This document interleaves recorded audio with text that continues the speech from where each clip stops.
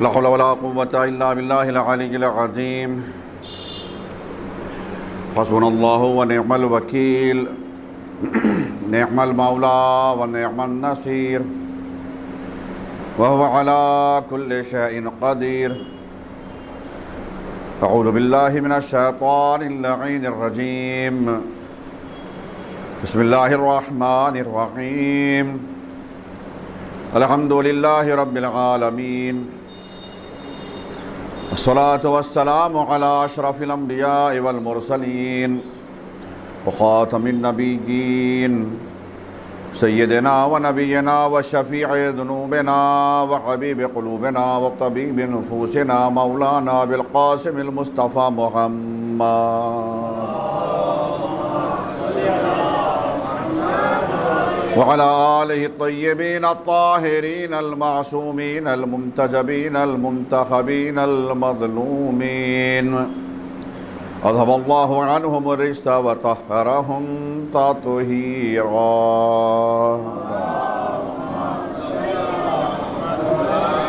ولعنة الدائمة الباقية على أعدائهم وغاصب حقوقهم ومنكر فضائلهم ومصائبهم وعصمتهم أجمعين اللهم لعن ولا ظالم ظلم حق محمد وآل محمد وآخر تابع له على ذلك اللهم لعن العصابة التي جاهدت الحسين وشايعت وبايعت وتابعت على قتله اللهم لعنهم جميعا أما بعد فقد قال الله تعالى في القرآن الكريم بسم الله الرحمن الرحيم إن علينا للهدى وإن لنا للآخرة والأولى صلوات پڑھ لیجئے محمد و آل محمد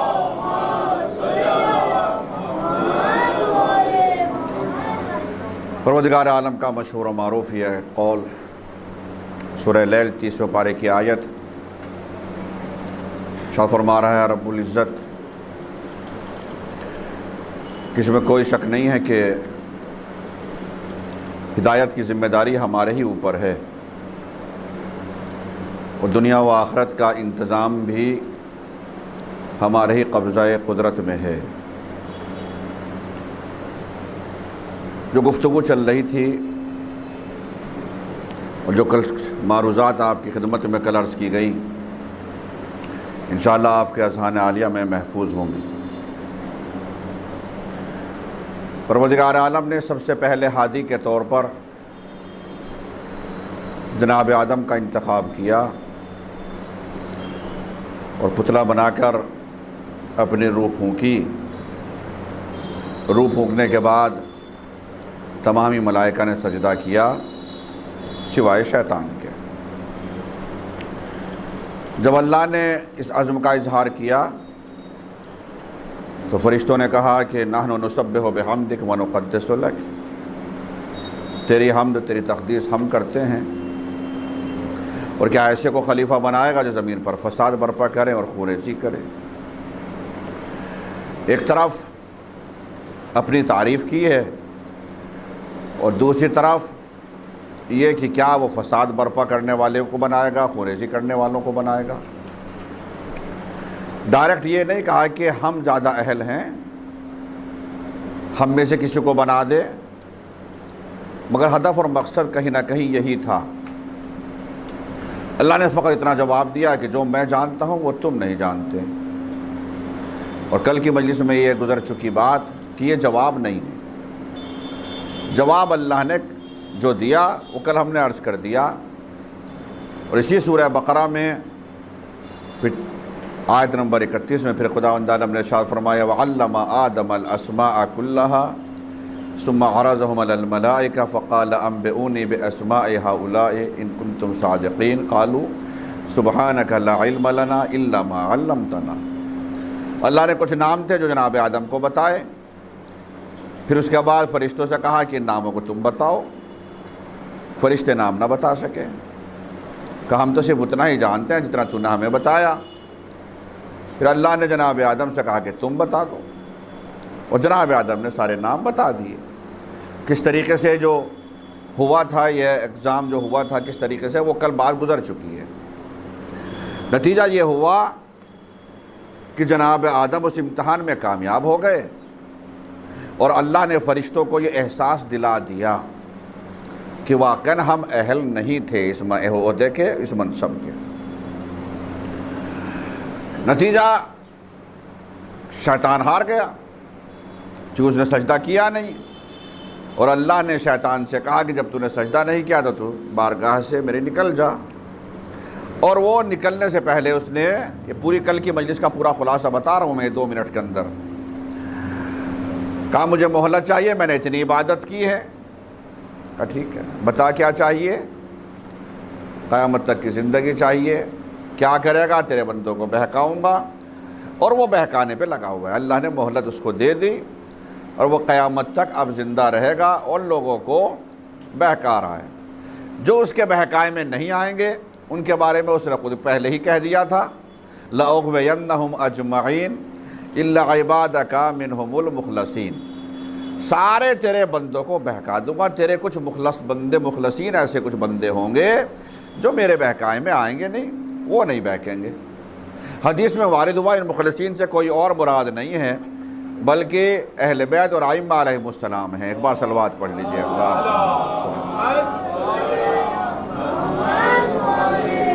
پروردگار عالم نے جن کو ہادی بنا کر بھیجا ہے، جن کو اللہ نے ہماری رہنمائی کے لیے بھیجا ہے، ظاہر سی بات ہے کہ وہ جو خود ہادی ہوں گے وہ ہدایت کرنے کے لیے آئیں گے، نہ کہ شیطان کے بہکائے میں آنے کے لیے۔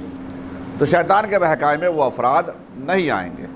اس بات کا اعتراف شیطان خود بھی کر چکا تھا۔ شیطان تو جنت سے آ گیا، لیکن اسے یہ احساس تو ہے کہ میں جنت سے کیوں نکلا ہوں،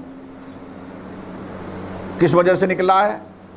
چونکہ اس نے جناب آدم کو سجدہ نہیں کیا، اس لیے اس کو یہ احساس ہے کہ میرے عیش و آرام میں جو خلل پڑا صرف اس ذات کی وجہ سے۔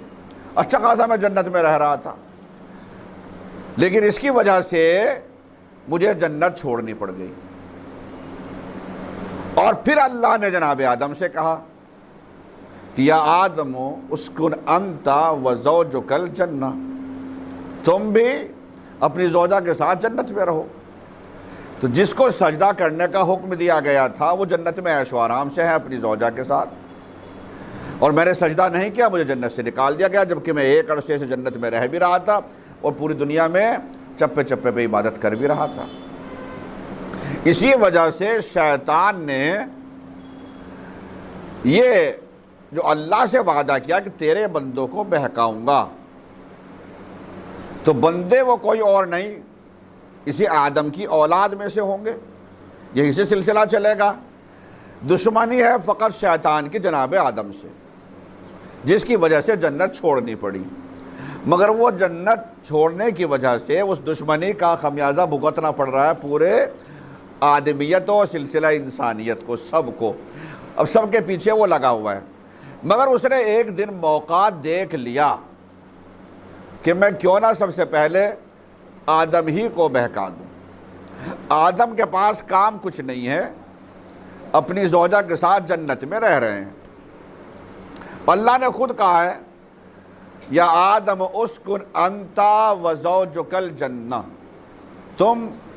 تمہاری بیوی بھی جنت میں عیش و آرام سے رہو۔ یہ ساری عبادتیں جو ہیں، یہ زحمتیں جو ہیں، یہ تکلیفیں جو ہیں، یہ سب دنیا کی حد تک ہیں۔ نمازیں، روزے، حج، جو کچھ بھی ہم تکلیفیں اٹھا رہے ہیں، پیسہ خرچ کر رہے ہیں، محنت کر رہے ہیں، جو کچھ بھی ہے صرف اس دنیا میں ہے۔ اس دنیا سے جب ہم جنت میں جائیں گے تو وہاں نمازیں نہیں ہیں، وہاں روزے نہیں ہیں، وہاں حج نہیں ہے، وہاں فقط عیش و آرام ہے۔ جتنی تکلیفیں اٹھانی ہے یہاں اٹھا لیجئے، اور جنت ہے فقط عیش و آرام کے لیے۔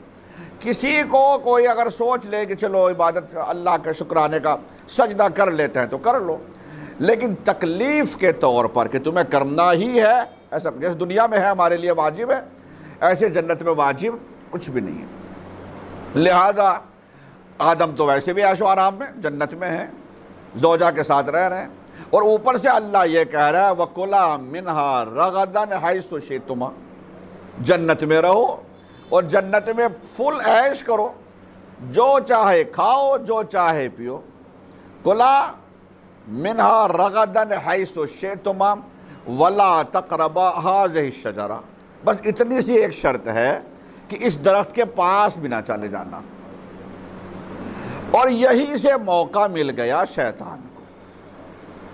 سارے عیش و آرام تھے جناب آدم کو، جنت میں فل عیش ہے، زوجہ کے ساتھ رہو، جو چاہے کھاؤ، جو چاہے پیو، بس اس پیڑ کے پاس نہ جانا، اس درخت کے پاس نہ جانا۔ اور سن لیا شیطان نے، پتہ چل گیا شیطان کو کہ اللہ نے یہ بات کہی ہے کہ اس کے قریب نہ جانا۔ اس زمانے میں شیطان نے، اب جو روایت میں جس طریقے سے وارد ہوا وہ میں آپ کے سامنے بیان کر رہا ہوں، کہا اس نے کسی اژدہے کا سہارا لیا اور اژدہے سے کہا کہ مجھے کسی طریقے سے اس منزل تک پہنچا دے جہاں آدم ہے، اور اس کے منہ میں بیٹھ کر اژدہا آتا جاتا تھا۔ اور یہ شیطان نے ایک مرتبہ پھر سے انٹری کر لی اور دیکھا کہ جناب آدم باغ میں ٹہل رہے ہیں، جنت میں باغ میں ٹہل رہے ہیں۔ یہ پہنچ گیا اور پہنچنے کے بعد اس نے کہا کہ بھائی اب اس کا طریقہ بدل گیا، اب وہ شیطان اپنی شیطنت کے انداز سے نہیں پیش آ رہا ہے، اب اس نے بھیس بدل دیا، اور اس کو یہ احساس ہے کہ اگر میں اپنی شرارت کے طور پر سامنے پیش آؤں گا تو ظاہر سی بات ہے یہ سمجھ جائیں گے اور پھر یہ میرے بہکائے میں آئیں گے نہیں۔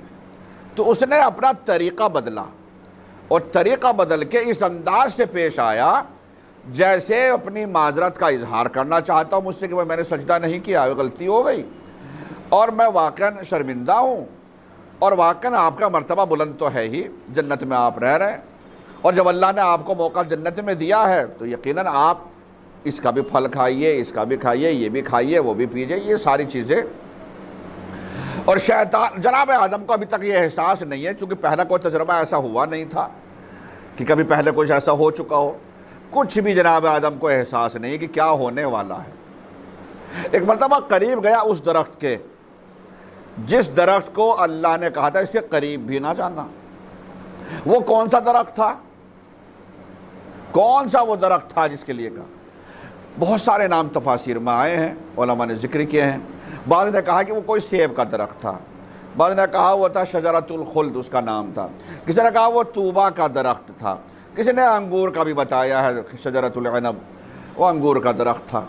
ہمیں اس سے بحث نہیں وہ کون سا درخت تھا، ہمیں تو ساری تفسیر کے ساتھ ساتھ صادق آل محمد امام جعفر صادق علیہ السلام،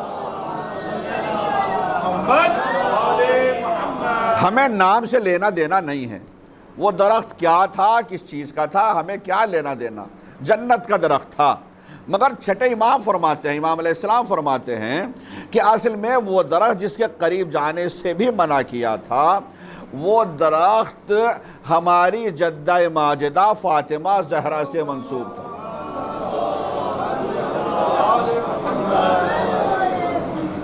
اور فرما رہے ہیں آپ، وہ درخت ہماری جدہ سے منسوب تھا، اس لیے اللہ نے کہا تھا کہ اس درخت کے تو قریب بھی نہ چلے جانا۔ مگر شیطان نے جب بہکایا تو اس انداز سے بہکایا کہ اللہ نے کہا فلا تقربا ہذہ الشجرہ، تم دونوں کے لیے حکم ہے، آدم بھی اور حوا بھی، اس درخت کے قریب بھی نہ جانا۔ شیطان نے کہا اللہ نے کیا کہا ہے؟ قریب نہ جانا، یہ تو نہیں کہا کہ اس درخت کا پھل نہ کھانا۔ عربی زبان میں، شریعت کی زبان میں اس کو کہا جاتا ہے ترک اولا، جو جناب آدم سے سرزد ہوا ہے۔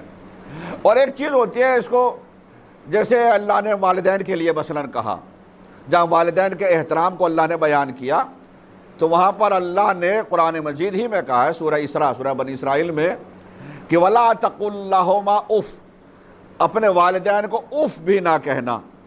تو اس کا مطلب کیا ہوا کہ جھڑکنا بھی نہیں، ڈانٹنا بھی نہیں، ڈپٹنا بھی نہیں، یہ خود بخود ساری باتیں آ گئی۔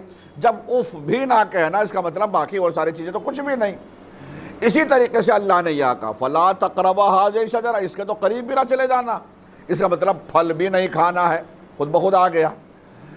مگر جناب آدم کو شیطان نے کہا کہ پھل کھانے سے منع کیا، قریب جانے سے منع کیا، پھل کھانے سے نہیں، اور پھل وہ لے کر آ گیا۔ جناب آدم نے جناب حوا کی طرف دیکھا، جناب آپ کی کیا رائے ہے؟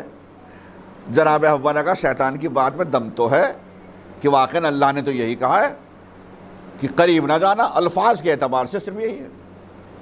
اور نتیجہ یہ ہوا کہ جناب آدم نے اس درخت کا پھل کھا لیا، اور جیسے ہی وہ پھل کھایا حکم پروردگار ہوا کیا؟ اہبطوا منہا، جنت سے فوراً نکل جاؤ، زمین پہ پہنچ جاؤ۔ پھل کھاتے ہی جنت سے زمین پر نازل ہونے کا حکم آ گیا۔ اب جو میں نے آپ کو چھٹے امام کی حدیث سنائی تھی، اس حدیث کو میں نے اس لیے سنایا تھا تاکہ آپ کے مزاج کا جملہ آپ کی نظر کر سکوں۔ امام نے فرمایا کہ جنت کے اس پھل کے قریب جانے سے بھی منع اس لیے کیا تھا کہ وہ ہماری جدہ سے منسوب تھا۔ اب ذرا اندازہ لگائیے کہ اگر آدم جو نبی ہیں، ابو البشر ہیں، جنت میں پہلے سے رہ رہے ہیں، اگر شہزادی سے منسوب درخت کا ایک پھل کھا لے تو وہ جنت سے نکال دیے جاتے ہیں۔ جو شہزادی سے منسوب پورا باغ فدق کھا لے وہ جنت میں کیسے جا سکتا ہے؟ صلوات پڑھیے محمد والے۔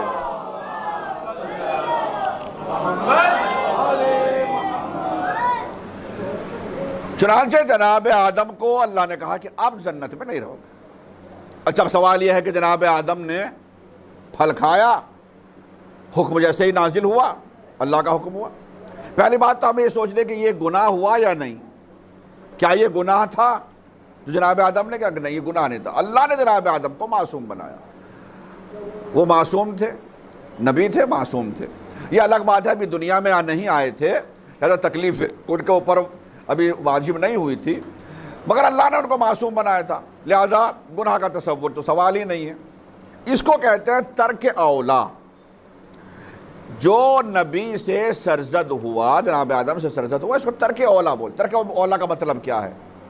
ترک اولا کا مطلب یہ ہے کہ نبی کی شان کے خلاف ہے، حرام نہیں مگر نبی کی شان کے خلاف ہے کام کو انجام۔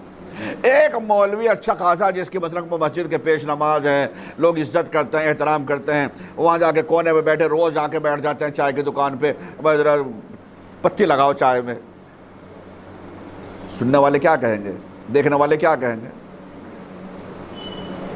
کوئی گناہ تو نہیں کر رہے مولانا، حلال پیسہ اپنا نکال کر دے رہے ہیں ہوٹل والے کو، چائے والے کو، روز آ کر شام میں چائے پی لیتے ہیں دکان پہ بیٹھ کے، اور ہم ماما لگا کے مثلا بیٹھ رہے ہیں، جا کے چائے پی کے واپس آ جاتے ہیں، کسی سے کوئی مطلب نہیں، واسطہ نہیں۔ لیکن دیکھنے والے پھر بھی کہیں گے کہ یہ اچھا نہیں ہے مولانا، آپ یہاں ہوٹل پہ آتے ہیں، اس طریقے سے چائے کی دکان پر بیٹھتے ہیں، آپ لباس پہن کر آتے ہیں، یہ آپ کی شان کے خلاف ہے۔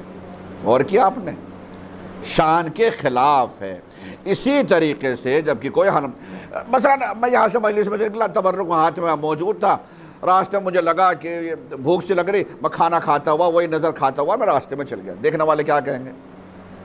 ارے مولانا اتنی صبر تو کر لیتے، کون سے اتنی دور کا گھر ہے آپ کا، 2 منٹ میں گھر پہ مل جائے گا، پہنچ جائیں گے آپ، گھر جا کے آرام سے کھا لیجئے۔ میں نے کوئی گناہ نہیں کیا مگر یہ شان کے خلاف ہے۔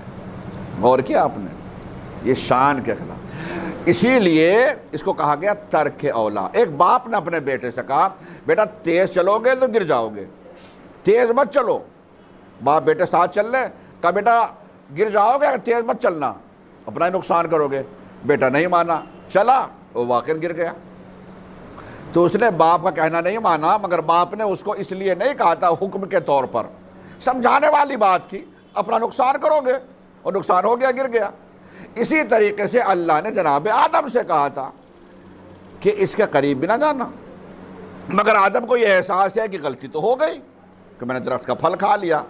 تو اب جناب آدم نے سوچا اس غلطی کی بھرپائی کیسے ہو۔ بھرپائی کا مطلب یہ ہے کہ اللہ کی بارگاہ میں توبہ کروں، استغفار کروں، اللہ سے توبہ کروں، یا اللہ جو ہوا آئندہ نہیں ہوگا ایسا، مگر اس بار مجھے معاف کر دے۔ لیکن سوال یہ ہے اس سے پہلے کبھی کسی نے ایسی غلطی کی نہیں تھی، توبہ کا طریقہ کیا ہے، اور توبہ کروں تو کس انداز سے کروں تاکہ واقعی اللہ قبول بھی کر لے میری توبہ کو۔ میری جو غلطی ہوئی اللہ اس کو معاف کر دے، یہ سوچ رہے تھے۔ اور مسئلہ وہی ہے جیسے میں نے کل کی مجلس میں عرض کیا تھا کہ فرشتے میں اور انسان میں یہی فرق ہے، فرشتے فقط اتنا ہی جانتے ہیں جتنا اللہ نے بتایا، مگر انسان، اس کا دماغ چلتا ہے، اس کو اندر نے، اس کی فطرت میں، انسان کی فطرت میں اللہ نے رکھا ہے یہ ہوشیاری، یہ دماغ چلانا، یہ دماغ کہ یہ صغرا اور کبرا یہاں کیسے ترقی کرنا، کیسے سرچ کرنا، کیسے، یہ ساری چیزیں اللہ نے انسان کی فطرت میں رکھا ہے۔ لہٰذا جناب آدم کے دماغ میں فوراً کل والی بات آ گئی کہ توبہ اگر کرنی ہے اور اللہ سے واقعاً اپنی غلطی کو معاف کرانا ہے تو ایک ہی طریقہ ہے، اور وہ یہ کہ کچھ افراد جو کل والے تھے جنہوں نے مجھے سجدہ نہیں کیا تھا، جن کے اوپر سجدہ کرنے کا حکم نہیں تھا، عالین یاد ہے نا، استکبرت ام کنت من العالین، کیا تو اپنے آپ کو بڑا سمجھ رہا ہے یا تو عالین میں سے ہو گیا؟ اللہ نے جو کہا تھا شیطان سے، کیا تو عالین میں سے ہو گیا؟ اس کا مطلب عالین ایسے افراد تھے جن پر جناب آدم کو سجدہ کرنے کا حکم نہیں تھا۔ وہ کون تھے؟ وہ کل بات گزر چکی۔ لہذا اب جناب آدم نے یہی سوچا بہتر یہی ہے کہ وہی اللہ سے زیادہ قریب ہیں، انہی کے نام جنت کے دروازوں پر لکھے ہوئے ہیں، انہی کے نام عرش الہی پر لکھے ہوئے ہیں، لہذا انہی کا واسطہ دے کر کیوں نہ دعا کر دوں، یقیناً اللہ قبول کرے گا۔ اور وہی ہوا، جناب آدم نے ہاتھوں کو پھیلایا، آسمان کی جانب بلند کیا، اے میرے پروردگار، اللہم انی اسألک و اتوب الیک بحق محمد نبیک و بحق علی وصی نبیک و بحق فاطمہ بنت نبیک و بحق الحسن والحسین سبط نبیک۔ اے میرے اللہ، میرے پروردگار، میں تجھ سے توبہ استغفار چاہتا ہوں، میں تجھ سے جو میں نے جو گناہ سرزد ہوا ہے، غلطی جو بھی سرزد ہوئی ہے، اس کے لیے توبہ چاہتا ہوں۔ تجھے واسطہ ہے محمد مصطفیٰ کا، تجھے واسطہ ہے ان کے وصی علی مرتضیٰ کا، تجھے واسطہ ہے ان کی بیٹی فاطمہ زہرا کا، تجھے واسطہ ہے ان کے دونوں فرزند حسن و حسین کا، میری غلطی کو معاف کر دے۔ اللہ نے اہل بیت کے صدقے میں آدم کی دعا کو قبول کر لیا، گناہ کو معاف کر دیا۔ صلوات پڑھیے محمد صلی علی محمد۔ آدم کی غلطی اگر معاف ہو سکتی ہے اہل بیت کے صدقے میں، تو پھر گناہ خدا نہ خواستہ ہم سے کسی سے ہو جائے، اور یقیناً ہم سب گنہگار ہیں، ہم سب گنہگار ہیں، اور سب سے بڑا گنہگار تو وہی ہے جو اپنے آپ کو اپنے سمجھتا ہے کہ میں بے گناہ ہوں۔ یہ مولا کا جملہ ہی ہے، سب سے بڑا گنہگار ہی وہ ہے۔ نہ جانے کتنے جانے انجانے میں ہم سے گناہ ہوتے رہتے ہیں، کتنے گناہ ایسے جن کا ہمیں خود احساس نہیں ہوتا، پتہ ہی نہیں چلتا کہ یہ بھی ہم نے کیا ہے، مگر وہ بھی گناہ ہے، کتنے جان بوجھ کے بھی ہوتے ہیں۔ لہٰذا خداوند عالم قرآن مجید میں کہہ رہا لا تقنطوا من رحمت اللہ، میری رحمت سے مایوس نہ ہو۔ گناہ تم سے ہو گیا، کوئی بات نہیں، توبہ کا دروازہ کھلا ہوا ہے، مگر تمہاری توبہ قبول تبھی ہوگی جس طریقے سے آدم نے اہل بیت کا واسطہ دے کر اللہ سے دعا کی ہے، تم بھی اہل بیت کا واسطہ اللہ کو دو، اللہ انشاءاللہ ہم سب کی دعا کو بھی قبول کرے گا، گناہوں کو بھی معاف کرے گا۔ صلوات پڑھیے محمد و آل محمد۔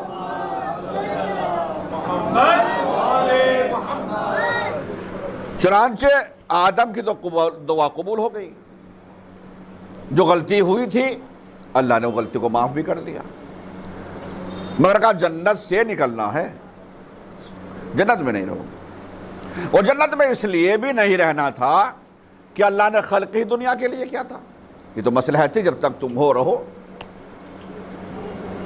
اور جو جنت سے آنے لگے کہ ٹھیک ہے جائیے زمین پر جائیے۔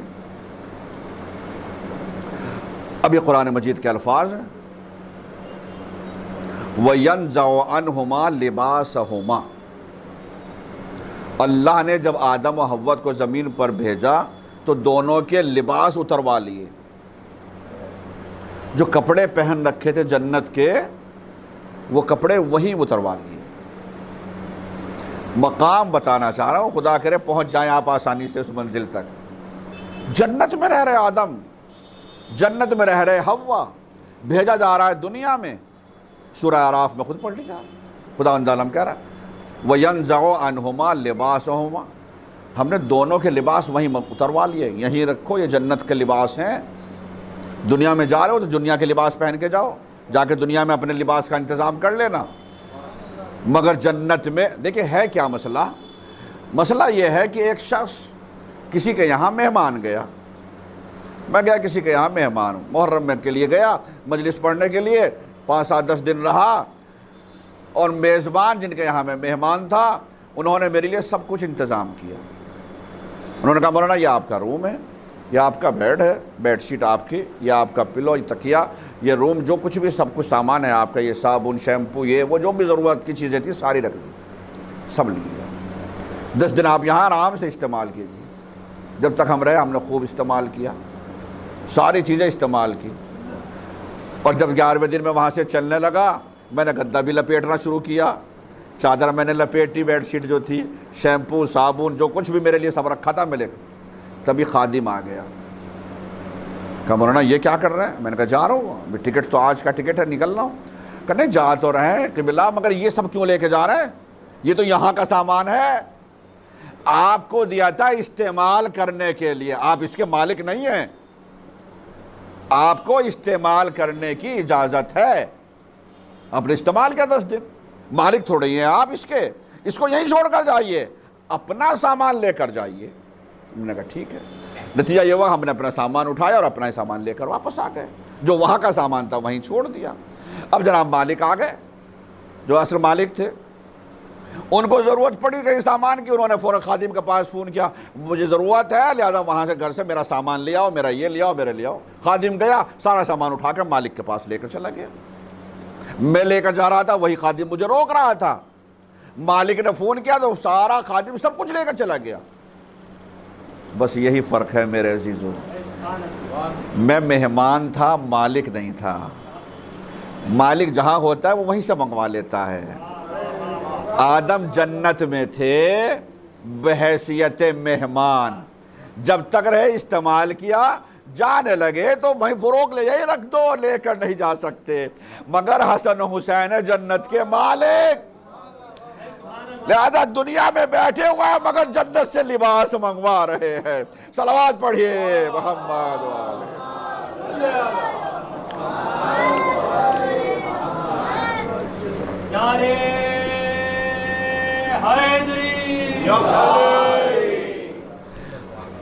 جنت کا لباس، جو جنت کے وہ سردار ہیں، اس لیے ان کو اختیار ہے۔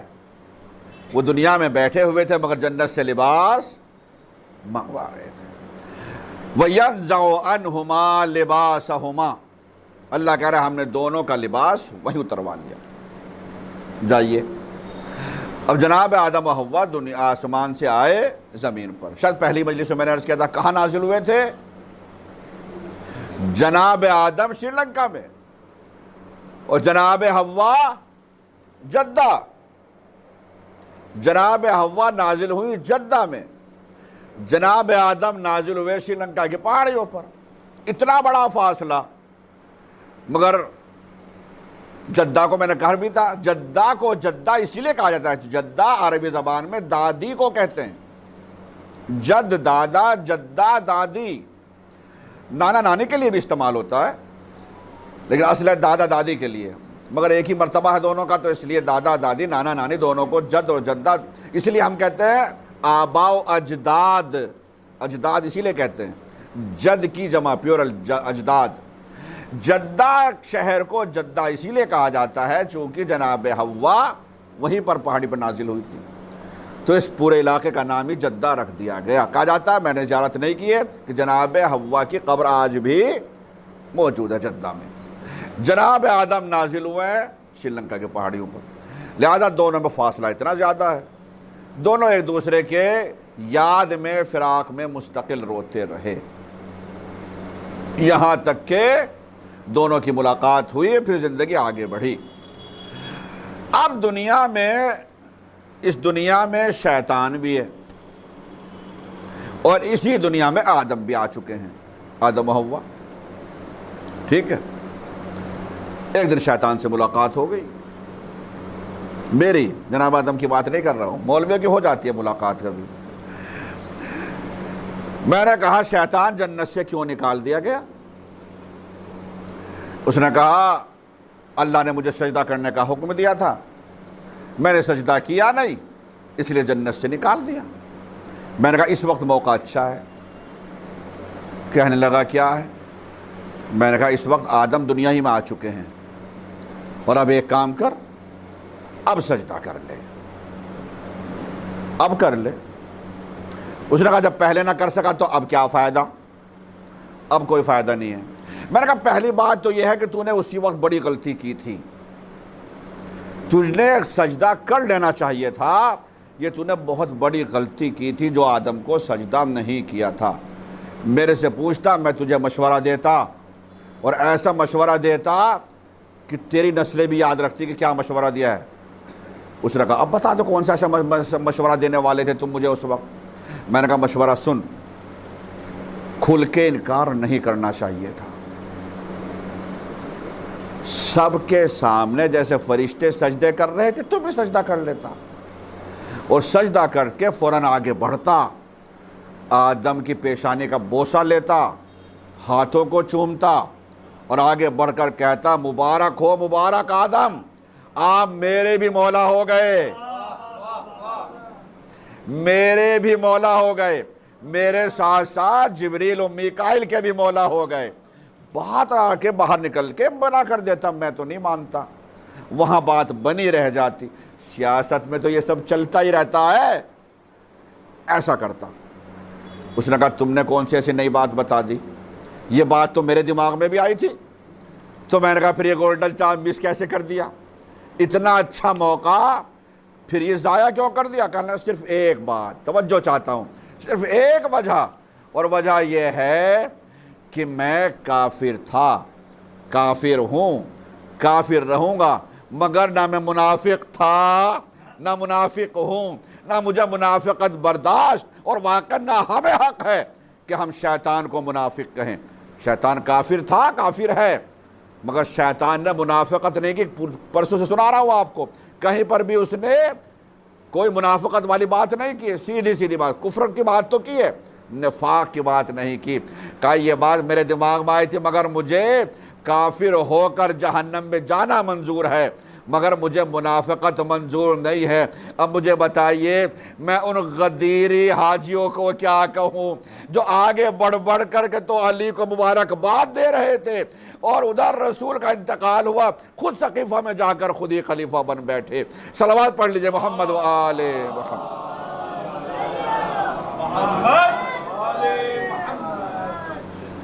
تو عزیزان گرامی، جناب آدم اور حوا آسمان سے زمین پر ملاقات دونوں کی ہو گئی ہے، زندگی دونوں کی گزر رہی ہے۔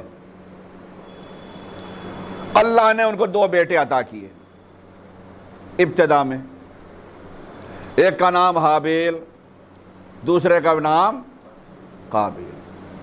حابیل اور قابیل، جب تک یہ بچے تھے تب تک تو کوئی مسئلہ نہیں تھا، مگر جیسے جیسے یہ بڑے ہونے لگے تو جو قابیل تھا وہ بڑا شرارتی تھا، اور جو حابیل تھا وہ بڑا نیک تھا۔ جو حابیل تھا وہ واقعاً اپنے ماں باپ کا کہنا مانتا تھا، وہ واقعاً جناب آدم کی بات سنتا تھا، جناب حوا کی بات سنتا تھا، کہنا مانتا تھا، عمل کرتا تھا، نیک تھا، شریف تھا۔ لیکن جو قابیل تھا وہ شرارتی تھا، ماں باپ کا کہنا بھی نہیں مانتا تھا۔ اور جب یہ جوان ہوئے تو اللہ نے اس کو، جناب حابیل کو، اپنے والدین کی خدمت کا صلہ دیا، اور صلہ یہ دیا کہ جب دونوں کی شادی کا وقت ہوا تو اللہ نے جناب حابیل کے لیے جنت سے حور بھیجی، اور قابیل کے لیے جنیاں۔ غور کیا؟ جوانوں یاد رکھو، ماں باپ کی خدمت کا صلہ کتنا اچھا ملا۔ جنت سے حور دنیا میں جناب حابیل کو، قابیل کو جنیاں ملی۔ اب اس کا پارا چڑھ گیا، یہ کیا ہوا؟ ہے تو ہم دونوں بھائی برابر، ایک ہی ماں باپ کی اولاد ہے۔ یہ اس وقت کی بات ہے جس وقت جناب آدم کے صرف 2 ہی بیٹے تھے۔ تاریخ میں آپ کو ملے گا، اگر آپ ابھی گوگل بھی کرنا چاہیں تو کر کے دیکھ سکتے ہیں، 200 سے زیادہ بچے جناب آدم کے ابتدا میں ہوئے۔ مورخین بیان کرتے ہیں کہ جناب حوا 220 مرتبہ پریگننٹ ہوئی اور ہر مرتبہ ڈبل بچے پیدا ہوتے تھے، یعنی 220 بلکہ 240 بچے پیدا ہوئے، اور اکثر ایسا ہوتا تھا کہ ایک لڑکا ایک لڑکی، ایک لڑکا ایک لڑکی ساتھ میں اس طریقے سے پیدا ہوئے۔ مگر یہ ابتدا کی بات کر رہا ہوں میں، صرف جناب حابیل اور قابیل ہی تھے جب، ابھی تک یعنی، چونکہ لمبی عمریں ہوتی تھی نا، عمریں بڑی لمبی لمبی ہوتی تھی۔ اس کے بعد مثلا جناب نوح آئے تو آپ جانتے ہیں کتنی لمبی عمر ہوئی ہے۔ تو حابیل اور قابیل دو ہیں۔ حابیل کی شادی کس سے ہو؟ لوگ یہ بھی کہتے ہیں، مگر یہ ہمارا عقیدہ نہیں ہے، کہنے والے کہتے ہیں کہ جنت سے کوئی حور نہیں آئی تھی یا کوئی جنیہ کوئی نہیں آئی تھی، بلکہ حابیل کے ساتھ بھی ایک بہن پیدا ہوئی اور قابیل کے ساتھ بھی ایک بہن پیدا ہوئی، اور جو بہن پیدا ہوئی تھی قابیل کے ساتھ اس کی شادی ہوئی حابیل کے ساتھ، جو بہن پیدا ہوئی تھی حابیل کے ساتھ اس کی شادی ہوئی قابیل کے ساتھ۔ مگر ہمارے مذہب تشیع میں اس عقیدے کو جلدی سے کوئی قبول نہیں کرتا۔ اگر کچھ حضرات قبول کرتے بھی ہیں تو وہ یہ کہتے ہیں کہ بہن بھائی کی شادی اس زمانے میں جائز تھی، یعنی ہو سکتی تھی، چونکہ نسل کو آگے بڑھانا تھا۔ یہ جو ہمارا آج عقیدہ ہے کہ بہن بھائی کی شادی نہیں ہو سکتی ہے، جو آج ہمارے لیے حکم ہے، یہ اس وقت مسئلہ الگ تھا، اس وقت ضرورت تھی تو اس وقت جائز تھا، بعد میں منع ہو گیا۔ لیکن ہمارے اکثر علماء اس کے قائل نہیں ہیں، اہل سنت مانتے ہیں۔ تو حور آئی جنت سے جناب حابیل کے لیے، قابیل کے لیے آئی ہے، ہمارا عقیدہ، میں تو اپنا عقیدہ بتا رہا ہوں، وہ آئی ہے جن۔ اب دونوں نے، ظاہر سی بات جس کو حور مل رہی ویسے تو خوشی ہوگی، ماں باپ کی خدمت کا صلہ مل گیا، دنیا میں ہی ملنا شروع ہو گیا۔ قابیل کو یہ برداشت نہیں ہوا اور قابیل نے وہیں سے بھائی سے حسد کرنا شروع کر دیا۔ شرارتی پہلے سے تھا، دبنگئی پہلے سے تھا، اور جب وہاں سے حسد کرنا شروع کیا تو جناب باقاعدہ جناب حابیل کو اس نے دھمکیاں دینا شروع کر دی۔ سورہ اعراف میں آپ پڑھیں گے، وہ آیت و الفاظ آپ کو مل جائیں گے۔ جناب حابیل نے بھائی کو بہت سمجھایا، مگر اس نے کہا کہ میں قتل کروں گا، میں ماروں گا۔ اللہ کے نزدیک دونوں میں سے قریب کون ہے؟ اللہ نے میری خدمت کا مجھے صلہ دیا ہے، اللہ سے اللہ یعنی کہ میں اللہ کے زیادہ قریب ہوں، وہ کہنے لگا میں قریب ہوں۔ اب دونوں میں بحث ہو رہی ہے۔ اب بحث کا نتیجہ یہ ہوا کہ واقعاً حقیقت میں اللہ کس کو زیادہ چاہتا ہے یہ کیسے پتہ لگائے گا؟ کہ دونوں اللہ کی بارگاہ میں قربانی پیش کریں گے، جس کی قربانی قبول ہو گئی سمجھو اللہ کے نزدیک وہ مقرب ہے، جس کی قربانی قبول نہیں ہوئی ہے اس کا مطلب یہ نہیں اللہ کے نزدیک وہ مقرب نہیں ہے۔ اب قربانی کیسے پیش ہوگی؟ جناب حابیل نے قربانی کے طور پر گیہوں کی چند بالیاں رکھی، قابیل نے بھیڑ بکرا یا دمبا رکھا کوئی۔ طریقہ یہ تھا کہ جس کی قربانی قبول ہوگی اس کا مطلب نہیں اللہ اس کو ختم کر دے گا۔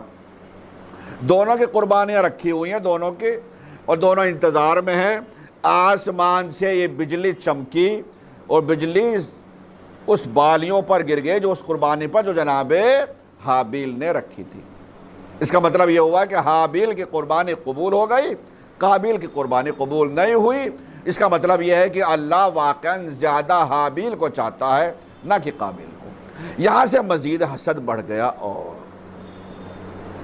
یہ حسد ایک ایسی بیماری ہے جو کسی کو بھی کسی سے ہو سکتی ہے۔ ساری ظاہری بیماری، دیکھیں بیماریاں دو طریقے کی ہیں، ایک جسمانی بیماری ہے، ایک روحانی بیماری ہے۔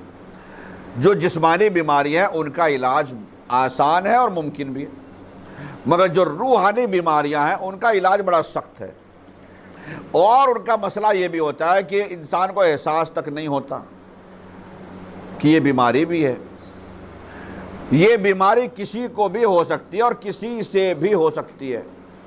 دوست کو دوست سے ہو سکتی ہے حسد کی بیماری، پڑوسی کو پڑوسی سے ہو سکتی ہے، حتیٰ کہ بھائی سگے بھائی کو سگے بھائی سے ہو سکتی ہے، سگی بہن کو سگی بہن سے ہو سکتی ہے، یا بہن کو بھائی سے، بھائی کو بہن سے۔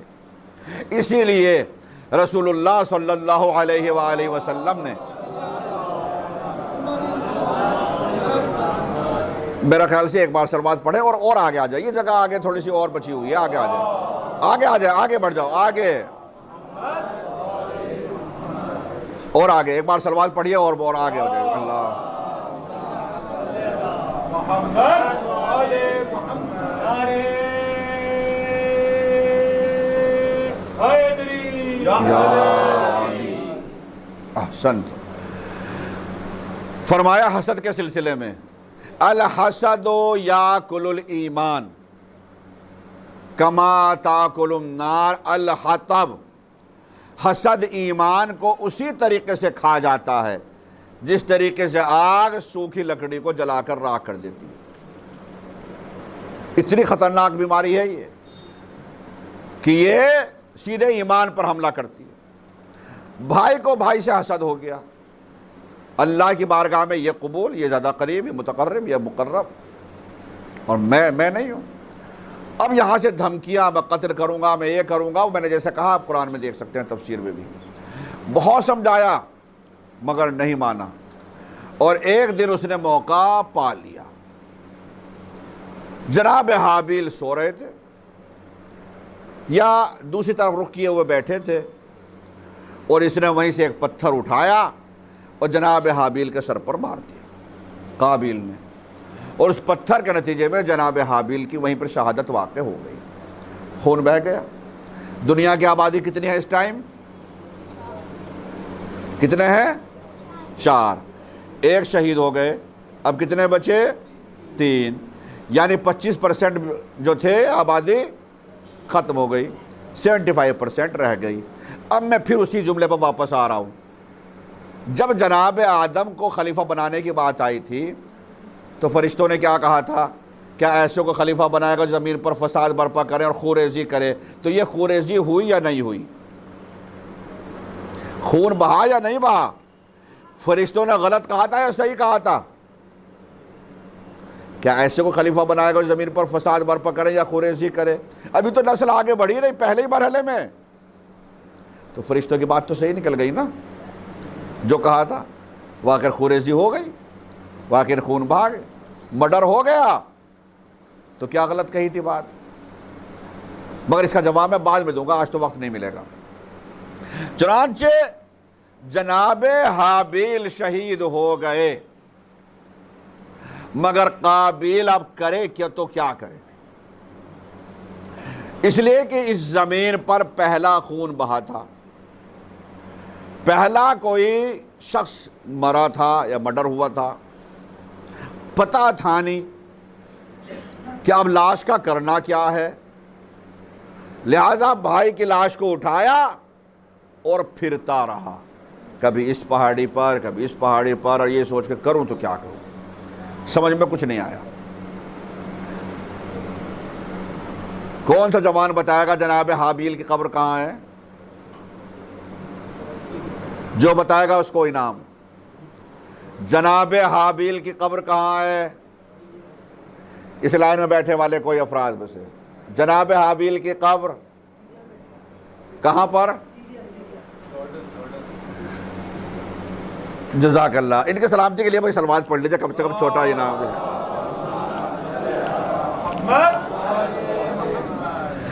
جناب حابیل کی لاش کو لیے ہوئے پھرتا رہا پہاڑیوں پر، یہاں تک کہ سیریا میں آ گیا، اور وہ علاقہ جو پہاڑی علاقہ ہے جو کہ اسرائیل کے بارڈر کے قریب پڑتا ہے، اور اس علاقے میں جو پہاڑ ہے وہاں پہاڑ پر جناب حابیل کی قبر ہے۔ میرا خیال سے چونکہ میں 13 سال سیریا میں رہا ہوں، وہیں پر الحمدللہ یہ اعلیٰ تعلیم وہیں حاصل کی ہے، میرے خیال سے 50 بار بھی کہوں تو شاید کم ہوگا، میں سمجھتا ہوں زیادہ ہی بار شاید جناب حابیل کی زیارت سے مشرف ہو چکا ہوں. یہاں سے لے کر وہاں تک جو حضرات گئے ہیں وہ جانتے ہوں گے، وہ تائید کریں گے. یہاں سے لے کر وہاں تک جناب حابیل کی قبر ہے، وہ ہال سا بنا ہوا ہے، اور یہاں سے لے کر وہاں تک اچھی بڑی یعنی قبر ہے. یاد تو مجھے اس وقت یاد نہیں کتنے فٹ ہوگی، کتنے گز کی ہے، مگر اچھی بڑی لمبی. پہلی مرتبہ جب آدمی جاتا دیکھتا ہے تو اتنی لمبی قبر دیکھتا ہے تو عجیب سا لگتا ہے. وہاں پر دفن کیا. وہاں پر کیسے دفن کیا؟ اب پھر سن لیجئے، وہی قرآن ہی سب پڑھ رہا ہوں میں آپ کے سامنے، بس پڑھ رہا ہوں اپنی زبان میں. اللہ نے جب یہ بھائی کی لاش کو لیے پھرتا رہا اور اس کی سمجھ میں نہیں آیا کہ کیا کرنا ہے، تب اللہ نے آسمان سے 2 کوے بھیجے. 2 کوے نازل ہوئے اور قابیل بیٹھا ہوا تھا، تھکا ہارا ہوا، دماغ کچھ کام کر نہیں رہا تھا. تو قابیل کے سامنے ہی دونوں آ کے بیٹھ گئے اور دونوں کوے آپس میں لڑنے لگے. اور یہاں تک اتنا لڑے کہ ایک کوے نے دوسرے کوے کو مار دیا. اور یہاں بیٹھا ہوا یہ قابیل سب دیکھ رہا تھا.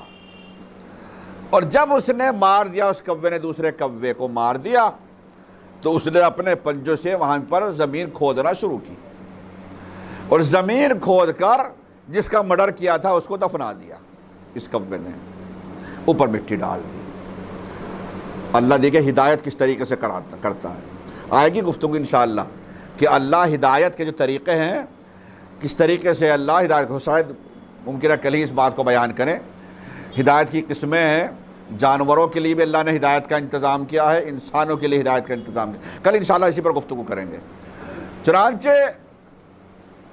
قابیل دیکھ لیا کہ کوے نے کوے کو مارنے کے بعد اس کو لیے گڑھا کھود کر اس میں دفن کر دیا، اوپر مٹی ڈال دی. سمجھ گیا کہ یہ میرے لیے ہدایت ہے اور مجھے بتایا جا رہا ہے کہ میں بھی ایسے ہی کروں. لہذا اب اس نے گڑھا کھودا، وہیں پہاڑ کے اوپر قبر کھودی اور اپنے بھائی کو وہاں دفن کیا، جو قبر آج بھی موجود ہے. پہلے ایک بار صلوات پڑھ لیجئے. کچھ کہنا چاہ رہے ہو رہے چنانچہ یہ تو مسئلہ ہے حابیل اور قابیل کا. اب مجھے بتانے والا کوئی بتائے گا کہ ہم کس کی نسل میں سے ہیں؟ ہم حابیل کی نسل میں سے ہیں یا قابیل کی نسل میں سے ہیں؟ اگر ہم بھی لڑاکو ہیں، جھگڑنے والے ہیں، تو پھر تو قابیل کی نسل میں سے ہو سکتے ہیں. شریف ہیں تو حابیل کی نسل میں سے ہو سکتے ہیں، ہے نا؟ نہیں میرے عزیزو، ہم نہ حابیل کی نسل میں سے ہیں نہ قابیل کی نسل میں سے، ٹھیک ہے؟ بلکہ جناب حابیل کی شہادت کے بعد اللہ نے جناب آدم و حوا کو ایک اور بیٹا عطا کیا، جو سب سے پہلے جو عطا کیا ان کے بعد، شہادت کے بعد، اور ان کا نام تھا شیس. اور جو شیس نبی خدا بھی تھے، اللہ کے نبی بھی ہیں. یہ شیس بہت خوبصورت تھے اور اللہ نے ان کو اسی لیے خوبصورت اور بھی زیادہ خوبصورت بنا کر بھیجا تھا تاکہ بھائی کا یعنی بڑے بیٹے کا غم ہلکا ہو جائے ماں باپ کے لیے. خاص طور سے جناب حوا جو مستقل روتی رہتی تھی جناب حابیل کے غم میں، تو اللہ نے جناب شیس کو بھیجا، جناب شیس کو پیدا کیا. اور جناب شیس اتنے خوبصورت تھے تاکہ جناب حابیل کا غم کم ہو جائے بچے کو کھلانے میں، اور اللہ نے نعمت عطا کر دی. انشاءاللہ کل تو میں نے کہا کہ کل تو اسے مسئلہ بیان کریں گے، مگر پھر اس کے بعد والے مسئلے بیان کریں گے کہ دنیا میں کون کس کی نسل میں سے ہے. افریقہ والے کس کی نسل میں سے ہیں، یورپ والے کس کی نسل میں سے ہیں، سلسلہ چلانا جناب آدم کا آگے، یا ہم لوگ کس کی نسل میں سے ہیں. انشاءاللہ کل تو نہیں، پرسوں کی مجلس میں بیان کرنے کی کوشش کریں گے کہ ہم لوگ کس کی نسل میں سے ہیں. سلسلہ جب آگے بڑھتا ہے ہدایت کا، اللہ نے سلسلے کو آگے بڑھایا تو کس طریقے سے بڑھا. میں بات ابھی فی الحال چونکہ وقت ختم ہو رہا ہے، میں بات اس وقت یہیں پر روک رہا ہوں، دونوں کی بات مکمل کر رہا ہوں، جناب آدم اور جناب حوا، ٹھیک ہے انشاءاللہ. جیسے میں نے کہا کہ بہت ساری اولاد پیدا ہوئی جناب آدم و حوا کی، مگر سارے نیک بھی نہیں تھے اس لیے کہ اگر سارے نیک ہوتے آگے چل کر تو طوفان نوح میں غرق نہ ہوتے. ان کے مطلب اولاد کا مطلب یعنی جو نسلیں آگے بڑھی ان کی بات کر رہا ہوں. اس کے بعد جناب نوح آئے نا, اور جب نوح آتے ہیں تو اس میں صرف جناب نوح کے ساتھ کتنے آدمی بچ جاتے ہیں, کتنے آدمی رہ جاتے ہیں جناب نوح کی کشتی میں؟ فقط 80 آدمی, فقط 80 اور باقی سب غرق آب ہو جاتے ہیں. اس پر گفتگو جیسے میں نے کہا کل یا پرسوں کی انشاءاللہ مجلس میں عرض کریں گے. اب لیجئے میرے عزیزو, جو سلسلہ ہمارا چل رہا ہے, امام کہاں سے چلے؟ مدینے سے. امام چلے 28 رجب کو, 28 رجب کے بعد 3 شعبان کو پہنچے امام علیہ السلام مدینے سے مکہ مکرمہ.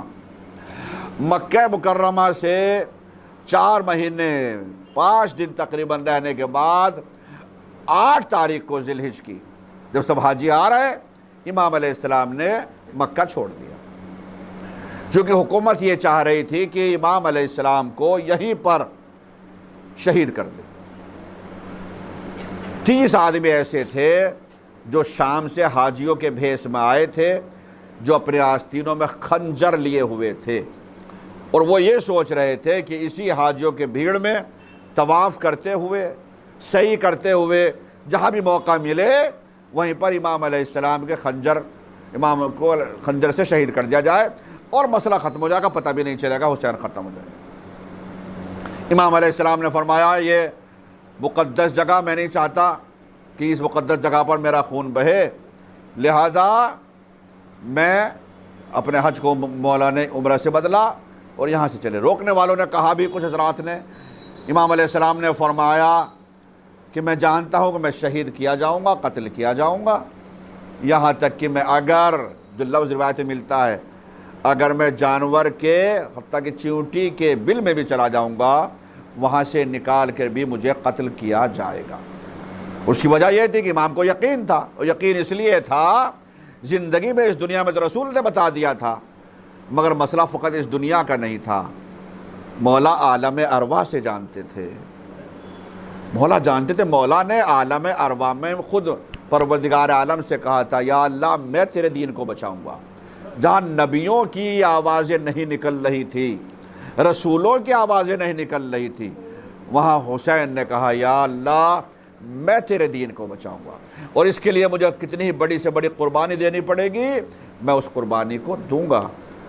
میرا موضوع الگ ہے, ورنہ میں آپ کو بیان کرتا جو ہم کہتے ہیں حسین وارث انبیاء. یہ وارث انبیاء کیوں کہتے ہیں؟ موقع ملے تو کسی مجلس میں عرض بھی کر دوں گا. حسین وارث انبیاء ہیں تو کس طریقے سے حسین نے بچایا. بہرحال اب امام علیہ السلام یہاں سے نکلے منزل بمنزل. منزل اس جگہ کو کہا جاتا ہے جہاں پر ٹھہراؤ ہوتا ہے, ایک ساتھ نہیں چونکہ قافلہ طے کیا جاتا, 100 کلومیٹر چلے, زمینی راستہ ہوتا تھا, گھوڑوں اور اونٹوں کی سواریاں ہوتی تھی, تو مثلا 50 60 100 کلومیٹر کے قریب ایک جگہ مناسب دیکھ کر قافلوں کو روکا جاتا تھا, ہمیشہ ہر قافلہ. تو جہاں یہ پڑاؤ ہوتا تھا رکتے تھے, اس کو کہا جاتا ہے منزل. منزل ثعلبیہ, منزل تنعیم, یہ الگ بہت ساری منازل ہیں.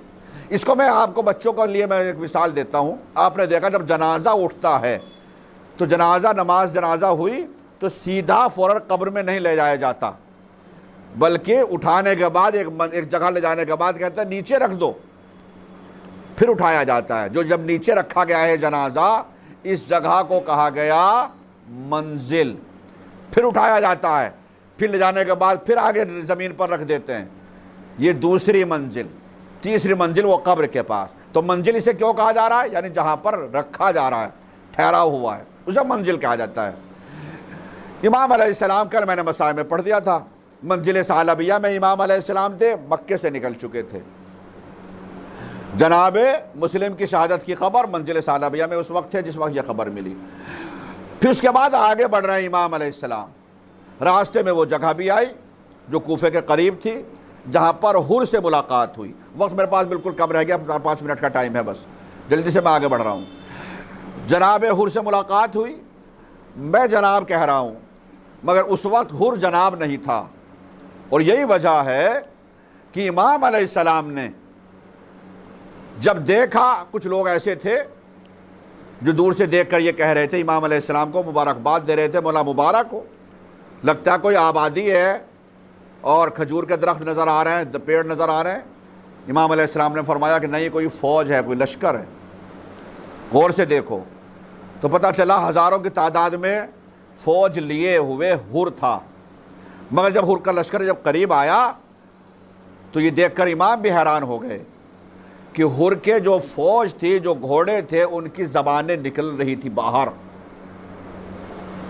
یعنی پیاس کی شدت کی وجہ سے بالکل قریب تھا کہ ہر کی ساری فوج مر جائے، سوار جو سواری تھی گھوڑے وہ مر جائیں، جو اتنا زیادہ پیاس اور پانی کا دور دور تک ان کے پاس کوئی انتظام نہیں تھا۔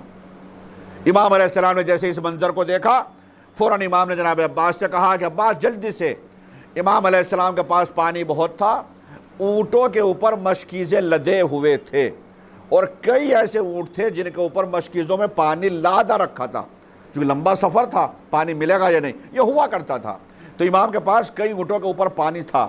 امام علیہ السلام نے فوراً مشکیزیں اتروائے اور پانی، حد یہ ہے 1000 سے بڑا لشکر تھا ہر کے پاس، امام علیہ السلام نے پانی نہ صرف یہ کہ آدمیوں کو پلایا، فوجیوں کو پلایا ہر کے، حد یہ ہے کہ سواریوں کو پانی پلایا، سواریوں تک کو پانی پلایا۔ اگر امام چاہتے تو پورا لشکر یہیں پر ختم ہو جاتا، صرف پانی سے روکنا تھا، پانی نہیں پلانا تھا، سارا لشکر خود بخود ہی ختم ہو جاتا، مگر یہ عام انسان کرتا ہے، وہ نہیں کرتا جس کو امام بنا کر اللہ نے بھیجا ہو۔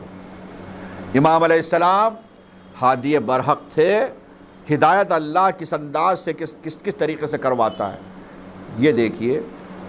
ہر کی فوج میں شخص موجود ہے، پیاس کی شدت ہے، ہڑبڑاہٹ اتنی زیادہ ہے، مشکیزوں کو کھولتا ہے، پانی پینے کی کوشش کرتا ہے، پانی سارا بہہ جاتا ہے، کہتا ہے میں نے دوسرا مشکیزہ کھولا اور ہڑبڑاہٹ میں پھر پانی کھولا، پینا چاہا، ایک گھونٹ پانی نہ پی سکا، سارا مشکیزہ زمین پر بہہ گیا۔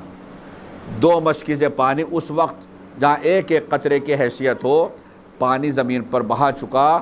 ایک مرتبہ امام علیہ السلام کرسی پر بیٹھے ہوئے تھے، قریب میں وہیں بیٹھے ہوئے تھے، اس منظر کو دیکھ رہے تھے، امام اٹھے، امام علیہ السلام نے مشکیزے کا دہانہ کھولا، اپنے ہاتھ سے اس کو پانی پلایا۔ جب پانی وہ پی چکا، قریب جانے کے بعد ایک اپنے ساتھی سے پوچھتا ہے کہ یہ شخص کون ہے جس نے مجھے پانی پلایا؟ میں نے تو 2 مشکیزوں کا پانی بہا دیا تھا اپنی اس ہڑبڑاہٹ میں۔ اس شخص نے کہا اس کو نہیں پہچانتے؟ یہی تو فاطمہ کا لال حسین ہے، یہی تو علی کا فرزند، یہی تو رسول کا فرزند، یہی تو حسین ہے۔ میرے عزیزو، نتیجہ یہ ہوا جب یہاں سے لشکر چلنے لگا، اسی ہر نے، میں نے کہا میں نے جناب اس لیے اب کہہ دیا، اس وقت جناب نہیں تھا، کیوں کہہ رہا ہوں میں؟ اس لیے کہ اسی ہر نے جس پر امام نے اتنا بڑا احسان کیا، ایک مرتبہ امام جب چلنے لگے پانی پلانے کے بعد بھی، اس نے امام علیہ السلام کے لجام فرس کو پکڑ لیا۔ امام علیہ السلام، یعنی اتنی بڑی گستاخی کہ امام علیہ السلام کے لجام فرس پر اس نے ہاتھ ڈالا۔ امام علیہ السلام کو بھی کچھ جلال آ گیا، غصہ آ گیا، مگر جیسے ہی امام کے غصے کو دیکھا، ابو الفضل عباس فوراً آگے آ گئے، تلوار نکال لی، تیرے میں یہ جرأت، تیری یہ ہمت، میرے آقا کے لجام فرس پر ہاتھ ڈالے؟ مگر حسین نے پھر روک لیا، وہی جملہ جو پہلے سے کہتے ہوئے آئے ہیں، عباس ابھی کربلا نہیں آئی ہے۔ عباس نے عباس نے واپس رکھ دیا، اور اب طے یہ ہوا آخر میں امام علیہ السلام نے اس کے ہر سے ایک جملہ کہا تھا، چونکہ وہ جملہ کہ تیری ماں تیرے غم میں بیٹھے، یہ ایک طرح کی بد دعا ہے، عرب اس جملے کو استعمال کرتے ہیں۔ اس نے کہا آپ میری ماں کے بارے میں کہہ سکتے ہیں، مگر میں آپ کی ماں کی شان میں ایسی گستاخی نہیں کر سکتا۔ یہ کہیں نہ کہیں ایمان کا کچھ ذرہ موجود تھا ہر کے دل میں، اسی لیے یہاں طے یہ ہوا کہ اب یہاں سے ہر اس راستے کو چلا جائے گا، حسین یہاں سے راستہ اپنا بدل دیں گے، اس راستے چلے جائیں گے، اور ایسا ظاہر کریں گے جیسے دونوں کی اصلاً ملاقات ہوئی ہی نہیں۔ چونکہ حر کی ذمہ داری یزید کی طرف سے وہ ذمہ داری تھی، حر کو لشکر کا سردار تھا، لہذا اس نے اپنی ذمہ داری نبھاتے ہوئے یہ حرکت کی تھی۔ چنانچہ اس نے طے ہو کہ نہیں، جیسے ایسے ظاہر کروں گا میں جیسے میری آپ سے ملاقات ہی نہیں ہوئی ہے، میں اپنا راستہ بدلنا ہوں، آپ ادھر سے چلے جائیے۔ 2 محرم سن 61 ہجری کو امام والد کربلا ہو گئے۔ امام نے سب سے پہلے کام کیا کیا، وقت میں جانتا ہوں ختم ہو گیا، مگر بچوں کے لیے مجھے بتانا ضروری ہے، پھر کل مجھے موقع نہیں مل پائے گا۔ امام نے سب سے پہلے جہاں پر، اور اس تفصیل میں نہیں جانا چاہتا، چونکہ جیسے ہی قافلہ رکا 6 گھوڑے بدلے، قافلہ امام کا گھوڑا آگے نہیں بڑھا، تب امام علیہ السلام نے ایک مرتبہ وہاں کے جو کچھ کسان، کچھ لوگ تھے دیہاتی لوگ، ان سے پوچھا بھائی اس زمین کا نام کیا ہے؟ کسی نے نینوا بتایا، شط الفرات بتایا، الگ الگ نام بتائے گئے۔ آخر میں کہا امام ہر بار یہی پوچھتے رہے کیا کچھ اور نام بھی ہے، کچھ اور نام بھی ہے؟ آخر میں ایک نے کہا ہاں اسے کربلا بھی کہتے ہیں، کرب و بلا کہتے ہیں۔ امام نے فرمایا بس یہی ہماری آخری منزل ہے، اور وہیں پر امام نے کہا کہ یہیں پر قافلے کو روک دیا جائے۔ قافلہ رکا، مگر شہزادی زینب جس وقت اماری سے اتری ہیں اور جیسے ہی زمین پر اتری، پہلا ہی قدم رکھا تھا، ہوا تیز چلی، شہزادی کے سر پر جو چادر تھی وہ چادر ہٹی، خاک کربلا سر میں پڑی۔ ایک مرتبہ شہزادی نے اس کو بدشگونی سمجھتے ہوئے فوراً بھائی سے کہا میرے بھائی یہ کون سی جگہ ہے، یہ مجھے اچھی جگہ نظر نہیں آ رہی ہے، پہلا ہی قدم رکھا تھا کہ اس زمین کی خاک میرے سر میں بھی پڑ گئی، میرے سر سے چادر ہٹ گئی۔ ایک مرتبہ فرمایا میری ماں جائی یہی تو ہماری آخری منزل ہے۔ بھائی نے زمین کو سے مٹی اٹھائی، زمین سے اس مٹی کو اٹھا کر سونگھا، پھر ایک مرتبہ شہزادی زینب نے اس مٹی کو سونگھا، ایک مرتبہ فرمایا فوراً سونگھنے کے بعد زمین پر مٹی پھینک دی۔ بھیا حسین یہ کیسی مٹی ہے، اس میں تمہارے خون کی بو آ رہی ہے مجھے۔ فرمایا ہاں یہی ہماری آخری منزل ہے۔ خیمے لگا دیے گئے، اور سب سے پہلے امام علیہ السلام نے، بس میں ختم کر دیا میں نے 2 منٹ کے اندر، سب سے پہلے امام علیہ السلام نے اس زمین کے مالکوں کو بلایا، خاندان قبیلہ بنی اسد، اس زمین کا مالک، ان کے قبیلے کے سرداروں کو بلایا، ہم اس زمین کو خریدنا چاہتے ہیں۔ کہا جناب اس زمین کو خرید کر آپ کریں گے کیا؟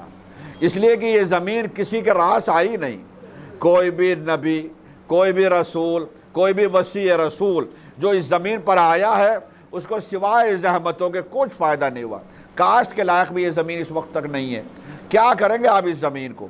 امام نے فرمایا ہمیں اس زمین کو خریدنا ہے، بچوں کے لیے بتا رہا ہوں، 60,000 درہم میں امام علیہ السلام نے اس زمین کو خریدا۔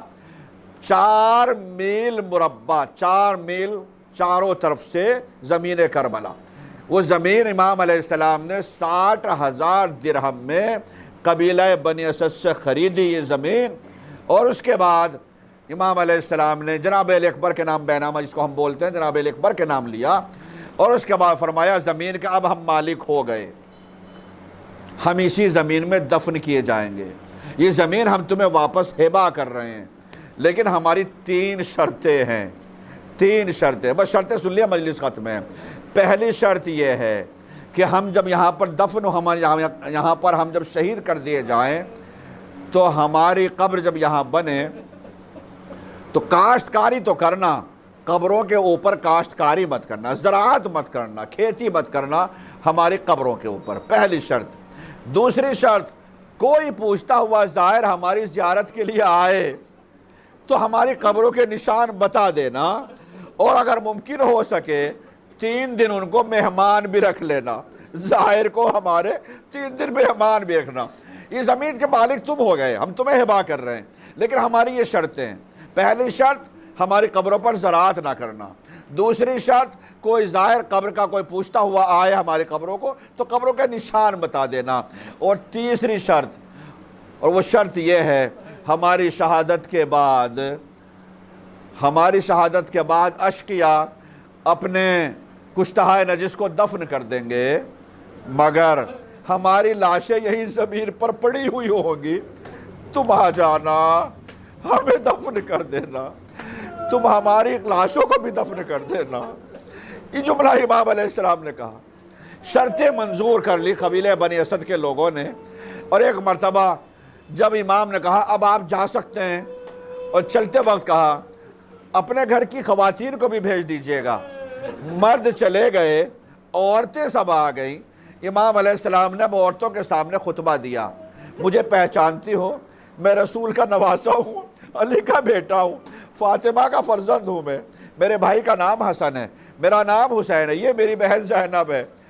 اپنا تعارف کرایا، اس کے بعد فرمایا ہم یہاں پر شہید کیے جائیں گے، ہو سکتا ہے حکومت کے ڈر سے تمہارے جو سرپرست، تمہارے والی ہیں، تمہارے جو شوہر ہیں، مرد لوگ، ہو سکتا ہے حکومت کے ڈر سے وہ نہ آ سکیں اور ہمیں دفن نہ کر سکیں، پانی لیکنے کے بہانے ہی تم آ جانا اور ہماری لاشوں کے اوپر مٹی ڈال دینا، ہمیں دفن کر دینا۔